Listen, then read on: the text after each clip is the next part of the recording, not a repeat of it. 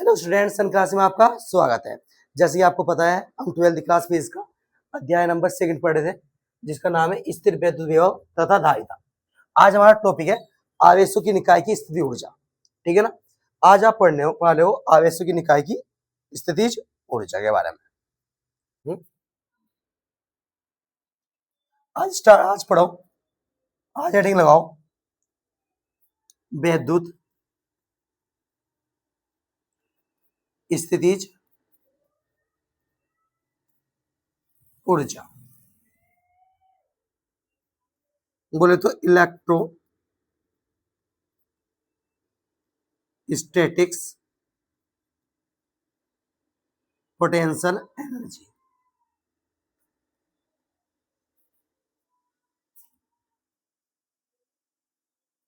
चलो आज ये चीज समझने का प्रयास करो।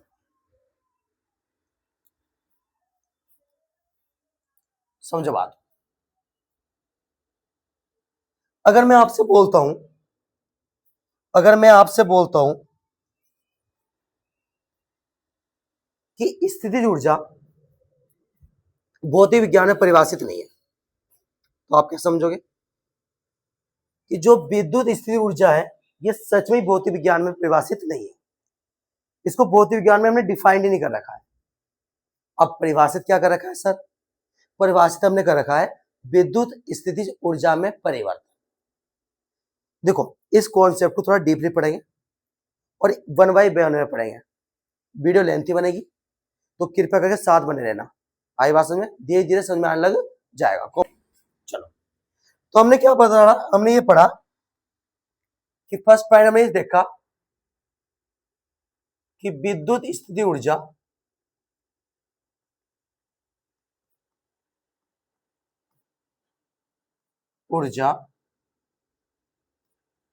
भौतिक विज्ञान में परिभाषित नहीं है। भौतिक विज्ञान में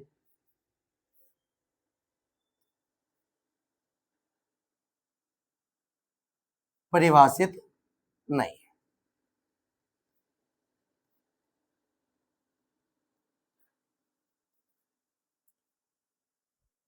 परिभाषित क्या है? विद्युत स्थिति ऊर्जा में परिवर्तन।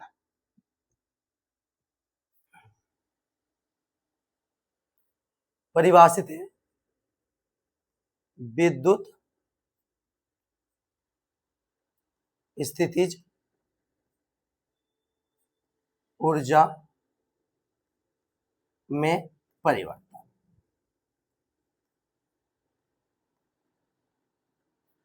परिभाषित है।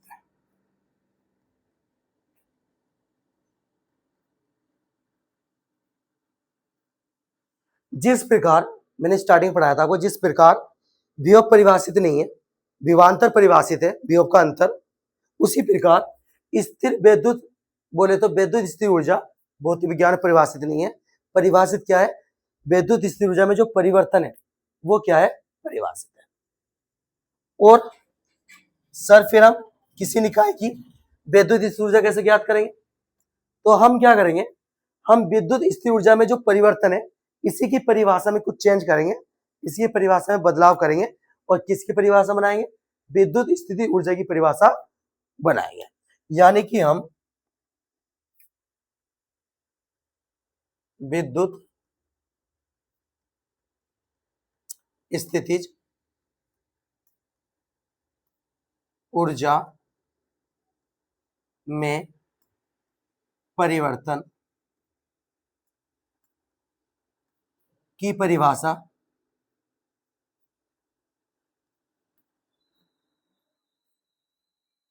में बदलाव करके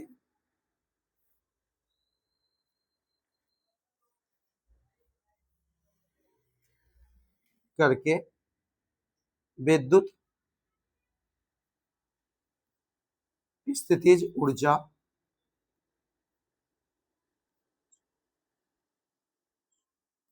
को परिभाषित करते हैं।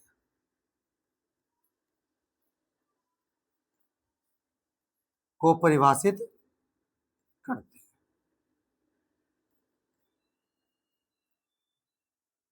जिस प्रकार ने विभव को कैसे परिभाषित कर रखा है?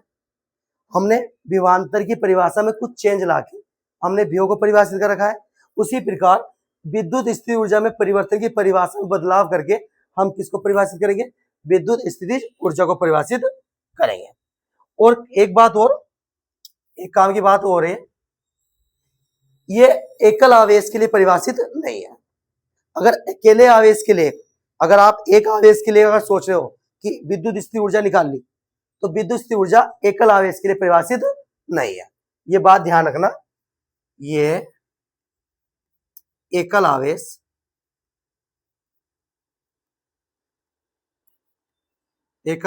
के लिए परिभाषित नहीं है। ये आवेशों के निकाय के लिए परिभाषित है मेरे बच्चों। आवेशों का निकाय का मतलब होता है 2, 3, 4, 5, 6, 7 ऐसे कई सारे आवेशों का जो निकाय है, उसके लिए चीज क्या है? परिभाषित है। तो मेरे प्यारे बच्चों, एकल आवेश के लिए नहीं है, यह आवेशों के निकाय के लिए परिभाषित है। यह आवेशों के निकाय के लिए परिभाषित है।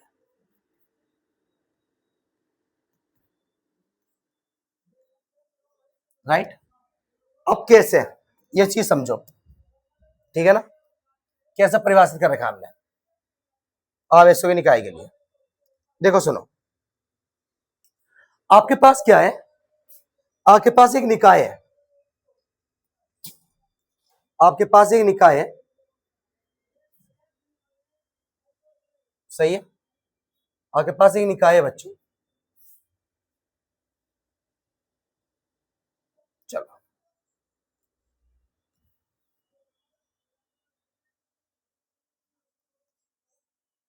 समझो बात को। Q1 और Q2 एक दूसरे से आरोहण दूरी पर है, ये आवेशों का निकाय है, सही है? इस आवेशों के निकाय की एक स्थितिज ऊर्जा होगी, मान लेते हैं इसकी स्थितिज ऊर्जा कितनी है? UI। UI क्या है? प्रारंभिक स्थितिज ऊर्जा इस निकाय की। ये क्या कहलाएगी? प्रारंभिक स्थितिज ऊर्जा।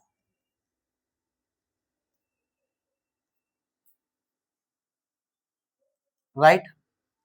अगर मैं इस निकाय में थोड़ा बदलाव करता हूं, बदलाव कैसे होगा? इसकी दूरी में परिवर्तन कर दूं, Q1 और Q2,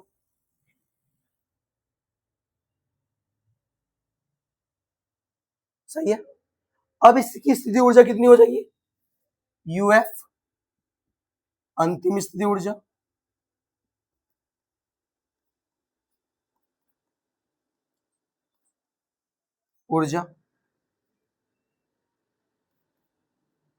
राइट? अब जो स्थिति ऊर्जा में परिवर्तन आया है,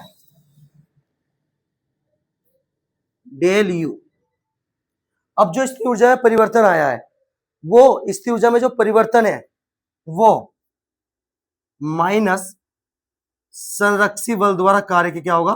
बराबर होगा। माइनस संरक्षी बल द्वारा किए गए कार्य के क्या होगा? बराबर होगा। अब संरक्षी बल का कॉन्सेप्ट आता है। संरक्षी बल कॉन्सेप्ट हम पीछे पढ़ते हुए आ रहे हैं। इससे पहली वाली वीडियो जब मैं आपको विभव विभवांतर पढ़ा रहा था, तब मैंने आपको संरक्षी बल आपको समझाया था, जब मैंने एक आवेश के कारण किसी पॉइंट पर आपको विभव की गणना करी थी, तो वहां मैंने संरक्षी बल के बारे में हिंट्स आपको बहुत अच्छे तरीके से नॉलेज दी थी। अभी के लिए देख लो संरक्षी बल क्या होता है, 11th क्लास का टॉपिक है। संरक्षी बल ये होता है कि ये पथ पर निर्भर नहीं करता, ये वस्तु के आप किधर से जा रहे हो, ये सिर्फ इस बात पर निर्भर करता है कि आप कहां से कहां जा रहे हो। इसकी प्रारंभिक स्थिति और अंतिम स्थिति पर निर्भर नहीं करता। जैसे समझो बात को, जैसे कि आप एक लोकेशन से दो लोकेशन पे जा रहे हो, तो आप ऐसे जा रहे हो, इस टाइप से जा रहे हो, इस टाइप से जा रहे हो, इस टाइप से जा रहे हो, ऐसे घूम के जा रहे हो, इन सब में किया गया जो कार्य होगा W, वो सब क्या आएगा? बराबर आएगा। क्या आएगा? बराबर आएगा। सही है? तो संरक्षी बल में संरक्षी बल आपके पास पथ पर निर्भर नहीं करता, ये वस्तु प्रारंभिक स्थिति से अंतिम स्थिति पर निर्भर करता है। और संरक्षी बल में किया गया कार्य क्या आता है, सब बराबर आते हैं। और किसी राउंड ट्रिप पे जैसे 1 और 2, 1 से 2 लोकेशन पे गए और 2 से 1 लोकेशन में वापसी आ गए, तो संरक्षी बल द्वारा किया गया कार्य कितना होता है, 0 होता है। ये बात ही अपने माइंड में डाल लो, राइट, ये होता है।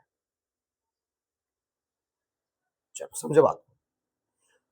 तो जो देखो, जो अब निकाय की स्थिति ऊर्जा में जो परिवर्तन आया है, वो परिवर्तन बराबर होता है माइनस संरक्षी बल द्वारा किए गए कार्य के, राइट।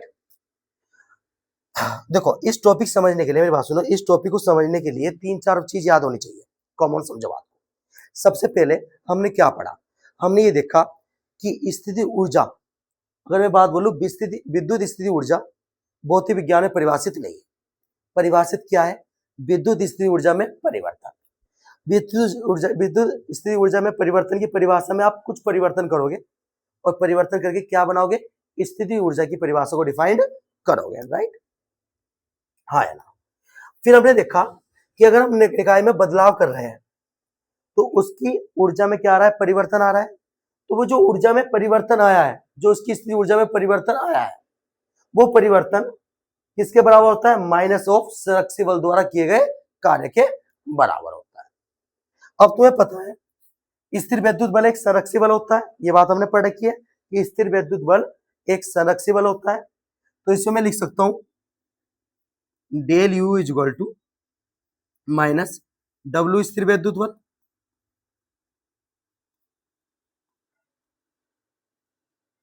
सही है। और आपने पढ़ा है, मैंने पढ़ा रखा है आपको कि F Y, sorry W Y बराबर होता है माइनस डब्ल्यू स्थिर वैद्युत के। ये बात मैंने नहीं पढ़ा रखी आप,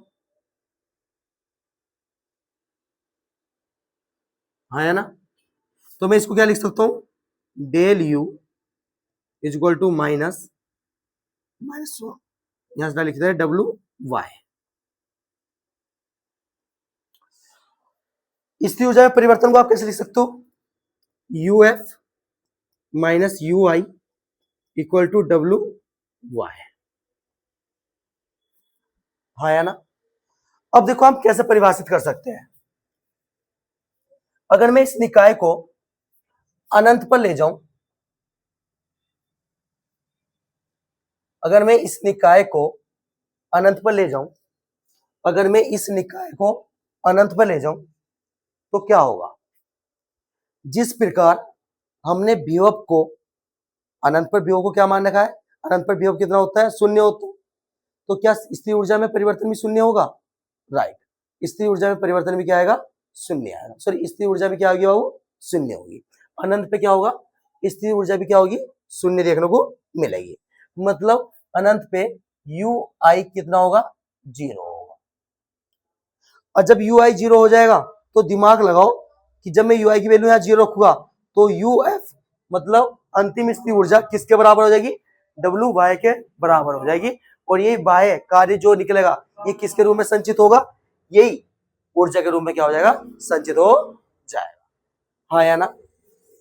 कमोन दोबारा समझो, इस बात को दोबारा समझो। देखो किस तरीके से हम परिभाषित कर सकते हैं, हमने दिमाग लगाया, अगर मैं इस निकाय को अनंत पर ले जाऊं तो अनंत पे स्थिर ऊर्जा क्या होती है, 0 होती है। तो अगर इस निकाय को मैं अनंत पे लेकर जाऊं, अनंत पे स्थिर ऊर्जा कितनी हो जाएगी, 0, यानी प्रारंभिक स्थिर ऊर्जा कितनी हो जाएगी, 0 हो जाएगी। तो यू एफ किसके बराबर हो जाएगा, डब्ल्यू वाई के बराबर हो जाएगा। मतलब जो भी आप कार्य कर रहे हो वो कार्य किसके रूप में संचित होगा, ऊर्जा के रूप में क्या हो जाएगा, संचित हो जाएगा, हाँ या ना। कमोन बताओ, यहां तक की बात क्लियर, चलो हाँ। अब कैसे करते हैं, देखो अब कैसे करते हैं इस बात से समझो। अब पढ़ोगे आप दो आवेशों की निकाय स्थितिज ऊर्जा,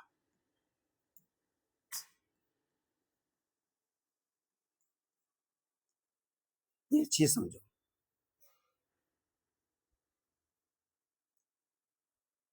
देखो, मान लिया आपके पास क्या है, अनंत पर दो आवेश है जिसको आप अनंत से लेकर आ रहे हो, एक r दूरी पर एक निकाय बना रहे हो।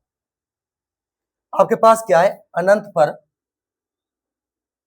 दो आवेश है Q1 और Q2, और अनंत पर स्थिर ऊर्जा कितनी हो जाएगी, वो प्रारंभिक स्थिर ऊर्जा कितनी हो जाएगी, शून्य हो जाएगी, ये बात आपको पता है। और आप एक निकाय बना रहे हो, आप एक निकाय बना रहे हो ए और बी आर दूरी पर, सही है। तो जो भी आप कार्य करोगे वो कार्य किसके रूप में संचित होगा, ऊर्जा के रूप में संचित हो जाएगा। कैसे, कि जब इसकी अगर हमें स्थिर ऊर्जा में परिवर्तन निकाल लूं, डेल यू वो किसके बराबर होगा, डब्ल्यू वाई के बराबर, अभी बताया मैंने। यानी कि यू एफ किस, U F minus U I is equal to W Y. और तुम्हें पता है अनंत में स्थिर ऊर्जा कितनी हो जाएगी, प्रारंभिक zero, U F minus zero is equal to कितना आएगा, डब्ल्यू वाई। यानी यू एफ किसके बराबर आ जाएगा, डब्ल्यू वाई के बराबर। और यू एफ को हम क्या बोल सकते हैं, यू भी बोल सकते हैं। यानी कि यू किसके बराबर हो जाएगा, डब्ल्यू वाई के बराबर हो जाएगा, राइट। इस टाइप से आप निकाल लो, सही है ना। थोड़ी सी परिभाषा लिख देता हूं, फिर बात करते हैं।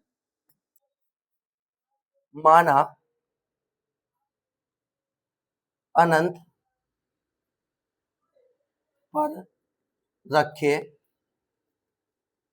Q1 वे Q2 आवेश को लाकर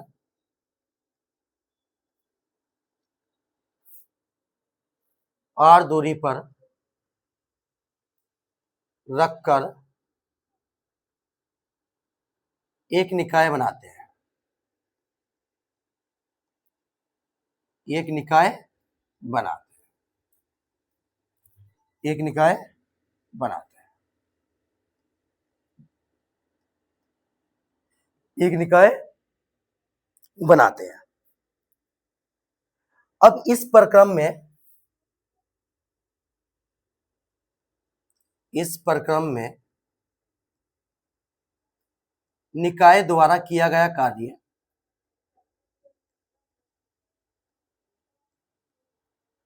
किया गया कार्य निकाय द्वारा किया गया कार्य स्थितिज ऊर्जा के रूप में क्या होगा, संचित होगा, स्थितिज ऊर्जा के रूप में संचित होगा,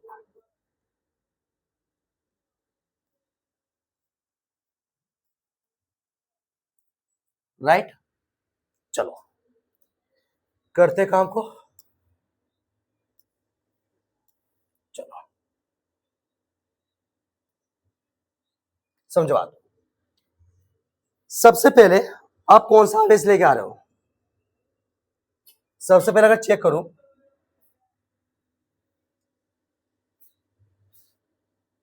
समझो, आप Q1 आवेश को लेकर आ रहे हो अनंत से पॉइंट ए पर, सही है। तो अनंत से Q1 आवेश को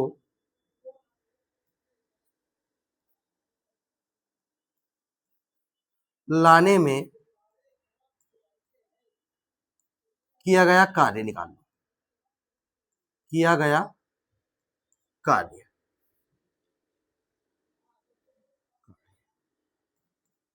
W1 कार्य कैसे निकलेगा, आपको पता है एक फॉर्मूला पता है, V1 इक्वल टू क्या होता है, कार्य बटा आवेश, पढ़ रखा है। तो कार्य निकालना है तो आवेश को इधर भेज दो, विभव इंटू आवेश, यानी बिंदु ए पर विभव, बिंदु ए पर विभव इंटू आवेश। आवेश कौन सा, जो आप ला रहे हो, आवेश। सही है, चलो, हाँ है ना, ये बात समझते हो। बिंदु ए पर कोई विभव है, हाँ या ना बताओ, यस या नो। पॉइंट ए पर कोई विभव है, इस टाइम पे पॉइंट ए पर कोई विभव नहीं है। कोई विभव कौन लगाता है, कोई अन्य आवेश। आवेश यहाँ कोई है नहीं है, यहाँ कोई निकाय में आवेश रखा है, आवेश नहीं रखा, तो विभव भी लगने वाला नहीं है। इसको आप ऐसे समझो कि जैसे एक कमरा है, एक कमरे में आप बाहर से दो लोग, एक कमरे के अंदर दो सीट रखी है और बाहर से दो लोग भेज दे रहे हो, तो पहला लोग आएगा, मतलब पहला व्यक्ति आएगा, तो पहला व्यक्ति आगे सीट पे आराम से बैठ जाएगा, कोई उसको रोकने टोकने वाला कोई नहीं है, उस पर कोई भी अपनी बात बनाने वाला कोई नहीं है।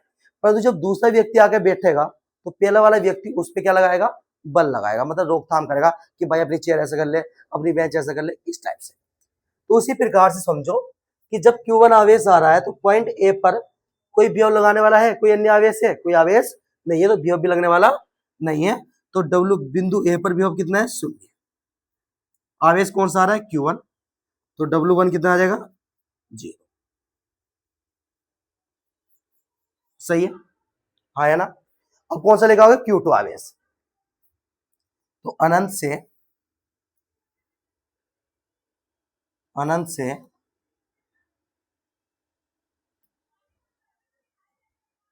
चलो, अनंत से Q2 आवेश को, अनंत से Q2 आवेश को लाने में किया गया कार्य,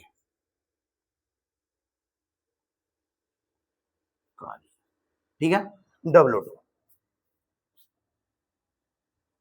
W2 कैसे निकलेगा, बिंदु बी पर विभव, बिंदु बी पर विभव इंटू आवेश। आवेश कौन सा, जो आप ला रहे हो, राइट। W2 आवेश Q1 तो आपका आ गया था। अब बिंदु बी पर विभव है, हाँ, जैसे Q2 आवेश आएगा तो ये आवेश इस पर क्या लगाएगा, विभव उत्पन्न करेगा, यानी बिंदु बी पर विभव है Q1 आवेश के कारण। बिंदु बी पर विभव, बिंदु बी पर विभव है Q1 आवेश के कारण, Q1 आवेश के कारण, राइट, हाँ या ना। और इंटू में आवेश ऐसा का ऐसा, यस या नो बताओ। अब यहां से W2 आपको पता है, कोई एक आवेश r दूरी पर कितना विभव उत्पन्न करता है, KQ/R, राइट। इतना तो लगाता है, r दूरी पर विभव कितना लगाता है, KQ/R। तो यहां से यहां तक की दूरी कितनी मान लेते हैं, इन दोनों के बीच की दूरी मान लेते हैं R12। Q1 Q2 के बाद, मतलब Q1 और Q2 आवेश के मध्य दूरी कितनी मान लेते हैं, R12। तो Q1 आवेश के कारण बिंदु पर विभव कितना लगेगा, KQ1 अपॉन बीच की दूरी कितनी है, R12, राइट। आवेश कौन सा आ रहा है, Q2, तो W2 कितना निकल के आएगा, KQ1 Q2 अपॉन R12, हाँ है ना। अब कुल कार्य निकाल लो, कुल कार्य W is equal to W1 plus W2, दोनों को जोड़ दो, तो W is equal to W1 कितना निकाला है, 0। W2 कितना आ गया,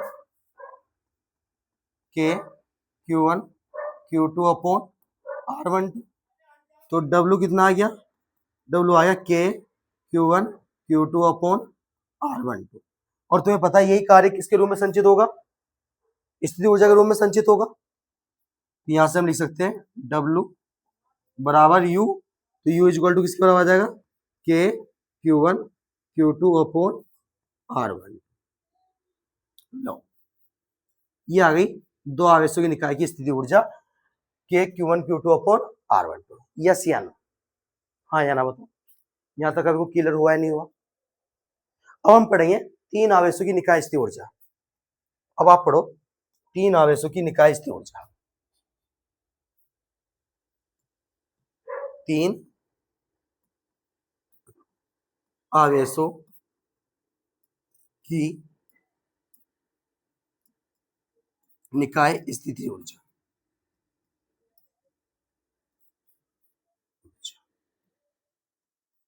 राइट, चलो आपके पास वही है।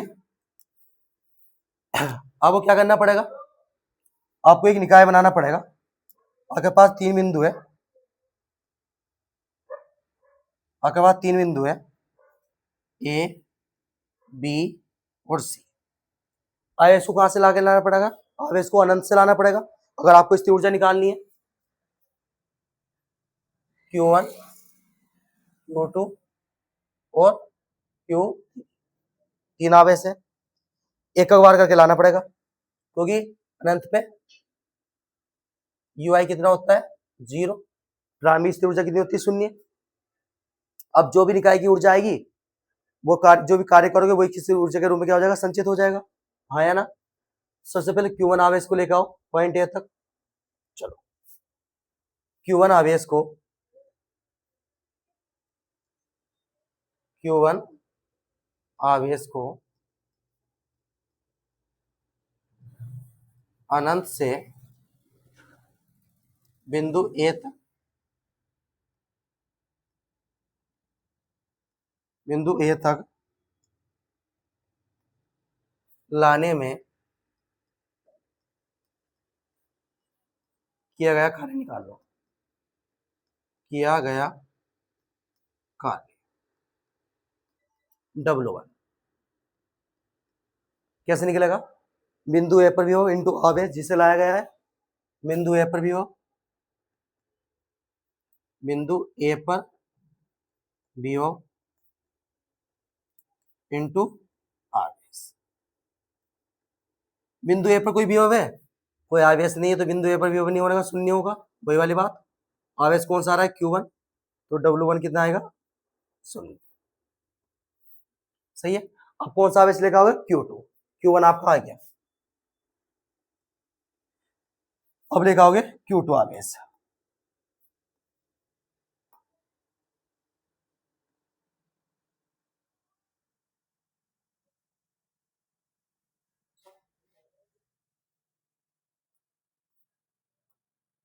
Q2 आवेश को अनंत से बिंदु बी तक लाने में किया गया कार्य।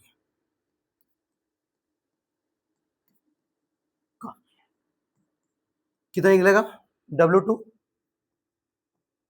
फार्मूला क्या होगा, बिंदु बी पर भी हो इंटू जो आवेश ला रहे हो, तो बिंदु बी पर भी हो, बी हो इंटू आवेश कौन सा जो लेके आ रहे हो, ठीक है ना। W2 बिंदु बी पर भी हो। हाँ अब ये आवेश आ गया तो इस पॉइंट बी पर क्या लगाएगा, भी लगाएगा, Q1 आया था वो Q1। तो बिंदु बी पर भी हो, बिंदु बी पर भी हो है अब Q1,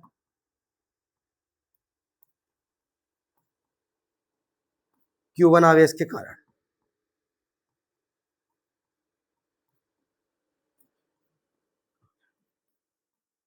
राइट, इंटू आवेश। आवेश कौन सा आ रहा है Q2।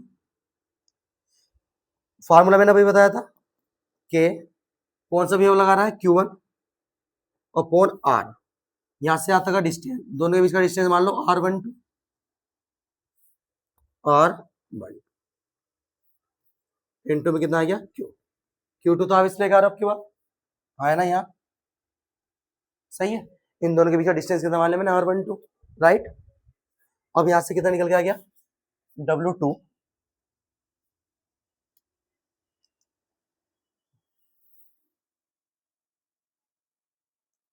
W2 इक्वल टू कितना निकल के आ गया K Q1 Q2 upon R1। अब कौन सा आवेश आएगा? Q3। तो अब लिखो Q3 आवेश को, Q3 आवेश को अनंत से बिंदु C तक लाने में किया गया कार्य।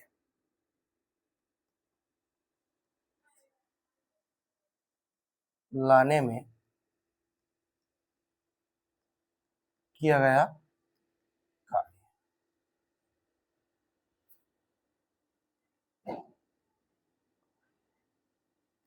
W3, right.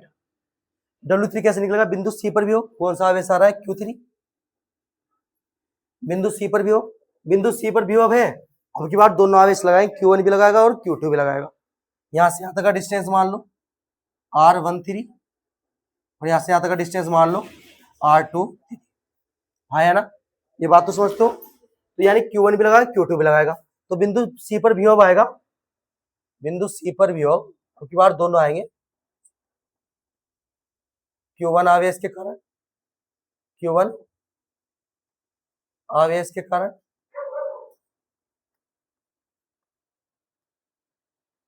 और प्लस बिंदु C पर विभव भी आएगा, विभव Q2 आवेश के कारण, राइट। दोनों के कारण विभव देखने को मिलेगा इनटू आवेश जो आप लेकर आ रहे हो, राइट। हाँ है ना? चलो W3 Q1 आवेश के कारण विभव क्या होगा? K Q1 और उसके बीच की दूरी, K Q1 और इसके बीच की दूरी कितनी है? R13 प्लस Q2 आवेश के कारण कितना होगा? K Q2 और इसके बीच की दूरी कितनी है? R23 और इंटू में आवेश, आवेश कौन सा आ रहा है? Q3। यस या नो? आवेश तो आपको Q3 आ रहा है, दोनों के साथ मल्टीप्लाई, एक बार इसके साथ एक बार इसके साथ। तो W3 कितना आएगा यहां से आपका? K Q1 Q3 upon R13 plus का K Q2 Q3 upon R23। Yes या नो? अब आपको क्या निकालनी है? कुल ऊर्जा निकालनी है, सॉरी कुल कार्य निकालना है। क्या निकालना है ना? कुल कार्य।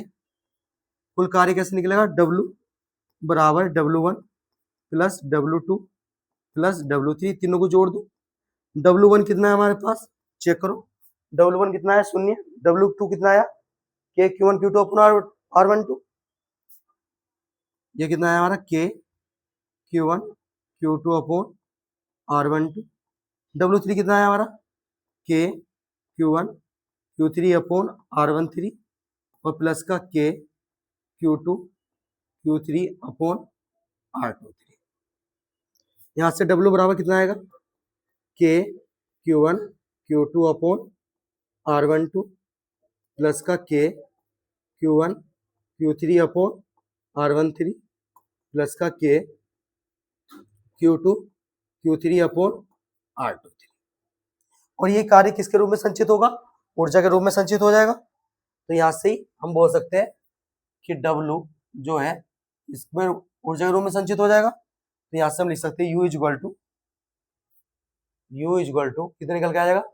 K Q1 Q2 upon R12 plus K Q1 Q3 upon R13 और K Q2 Q3 upon R23। लो, तीन आवेशों की निकाय स्थिति ऊर्जा आपको ये देखने को मिल गई। न्यूमेरिकल ज्यादा आता है, ठीक है ना? इस पे एग्जाम में ज्यादा आता है न्यूमेरिकल, ठीक है ना? वो नेक्स्ट वीडियो में पढ़ाया जाएगा आपको। अब देखो सुनो, अब एक मेरी बात सुनो, देखो फार्मूले तो आपको याद होने वाले नहीं है। भाई चाहे कभी एग्जाम में फार्मूले भूल जाते, ऐसा हो जाता है कि एग्जाम में आप फार्मूले भूल गए, तो तब आप कैसे करोगे? देखो सुनो, हमने दो बिंदु के लिए चेक करा,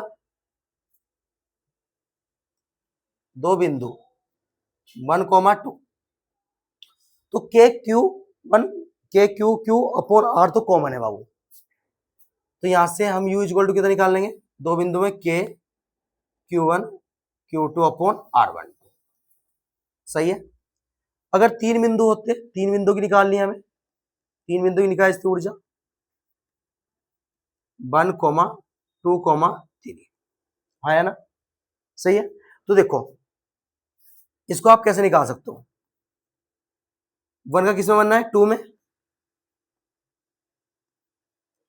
1 का पेयर किससे बनना है, 3 से, और 2 का पेयर किससे बनना है, 3 से। ऐसे लिख सकते हो आप इसको, हाँ या ना। अब U इक्वल टू बनाओ फार्मूला, इन दोनों से बनाओ K Q1 Q2 upon R12 plus इससे बनाओ K Q1 Q3 upon R13 plus का K Q2 Q3 upon R23। लो चेक कर लो, वही फार्मूला बनता है। अगर चार के लिए आ गया, अगर चार बिंदु के लिए आ गया, चार बिंदु के लिए आ गया तो तब कैसे करोगे, जैसे कि 1 2 3 4 5, इन चार बिंदु के लिए आ गया, सॉरी 5 आ गए, तो चार बिंदु के लिए आ गया। तो कैसे पेयर बनाओगे, पेयर बनाओ पहले, ठीक है। 1 से 2 में पेयर बनेगा पहला, फिर 1 से 3 में बनेगा, फिर 1 से 4 में बनेगा, फिर 2 से 3 में बनेगा, फिर 2 से 4 में बनेगा, 2 से 4 में बनेगा, फिर 3 से 4 में बनेगा। इस टाइप से बनेंगे। तो यहां से फॉर्मूला क्या निकलेगा, U equal to K Q1 Q2 upon R12 plus का K Q1 Q3 upon R13 plus का K Q1 Q4 upon R14 और प्लस का K Q2 Q3 ये वाला अपॉन R23। अब ये प्लस का K Q2 Q4 upon R24 और प्लस का ये वाला K Q3 Q4 upon R3। लो सही है, चार बिंदु के लिए समझ जाएगा। 5-6 बिंदु के लिए चाहिए तो जब भी आप फार्मूला बना सकते हो, ठीक है ना। अब सुनो थोड़ा सा रिवाइज कर लो, बाकी तुम्हारा कंप्लीट हो गया। नेक्स्ट टॉपिक में न्यूमेरिकल करेंगे, ठीक है ना, नेक्स्ट वीडियो में। देखो सुनो हमने क्या पढ़ा।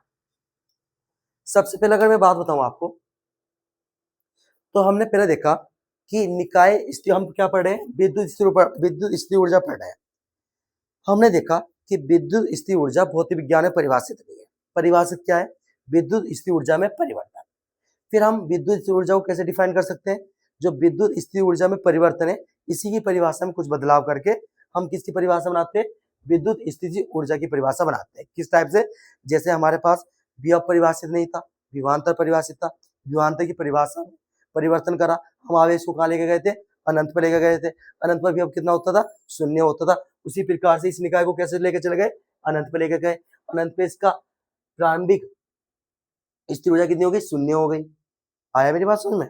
अब जो भी ऊर्जा आएगी फाइनल, वो किसके बराबर हो जाएगी, U के बराबर हो जाएगी, और वही किस में होगी, वो जो कार्य करोगे वो कार्य उसी ऊर्जा के रूप में क्या हो जाएगा, संचित हो जाएगा, जो आप निकाल लो। फिर हमने देखा कि ये एकल आवेश के लिए परिभाषित नहीं है, ये आवेशों के निकाय के लिए परिभाषित है। 2 आवेश, 3 आवेश, 4 आवेश, 5 आवेश, ऐसे के लिए क्या है, ये निकाय है, और आपने फॉर्मूले में निकाले सबके। फिर हमने देखा कि स्थिर ऊर्जा में परिवर्तन का फॉर्मूला कैसे निकाल सकते हो। तो हमने ध्यान लगाया कि जो निकाय है, अगर निकाय की स्थिति में बदलाव कर दो, मतलब दूरी बढ़ा दो, बदलाव हो जाएगा। निकाय है, निकाय की प्रारंभिक स्थिति U आई है, इसकी स्थिति में परिवर्तन करा, बदलाव करा, तो यहां से स्थिर ऊर्जा कितनी आ गई, इसकी U है। तो जो भी अब स्थिर ऊर्जा में परिवर्तन आया है, जो भी स्थिर ऊर्जा में परिवर्तन आया है, वो बराबर होता है माइनस ऑफ संरक्षी बल द्वारा। और ये कहां से पढ़ा जाता है, 11th क्लास का कॉन्सेप्ट है बाबू। ये चीज कहां पढ़ाई जाती है, 11th क्लास में पढ़ाई जाती है। बात हमने माइंड में डाली। अब संरक्षी बल के बारे में मैंने थोड़ी नॉलेज आपको दी थी कि संरक्षी बल क्या है। देखो स्थिर विद्युत बल एक संरक्षी बल होता है, तो मैंने स्थिर विद्युत बल लिख दिया इसकी। और तुम्हें पता है कि जब मैं आपको एक आवेश के कारण किसी बिंदु पर विभव पढ़ा रहा था, तो मैंने आपको बताया था डब्ल्यू वाई माइनस एफ स्थिर विद्युत के क्या होता है, बराबर होता है। तो इसको मैंने क्या कर दिया, डब्ल्यू वाई कर दिया, यू एफ यू आई। अब तुम्हें पता है कि जब आप इसको अनंत पर लेके गए, जब इसको अनंत पर लेके गए, तो यू आई की वैल्यू कितनी हो जाएगी, 0 हो जाएगी। तो यू एफ यू एफ किसके बराबर होगा, डब्ल्यू वाई के बराबर आ जाएगा। और यू एफ को हम क्या बोल सकते हैं, यू, मतलब जो भी आप कार्य करोगे वो कार्य किसके रूप में, ऊर्जा के रूप में क्या हो जाएगा, संचित हो जाएगा। फिर आपने डेरिवेशन देख ली, ये तो वैसे बेसिक है, ठीक है ना, ये इतनी हार्ड नहीं है, जो समझने वाली बात थी वो यहाँ थी, राइट। अब मिलते हैं आपको नेक्स्ट वीडियो में, जहां हम इसके न्यूमेरिकल करते हुए दिखाई देंगे इस टॉपिक से, ठीक है ना। तो मिलते हैं नेक्स्ट वीडियो में।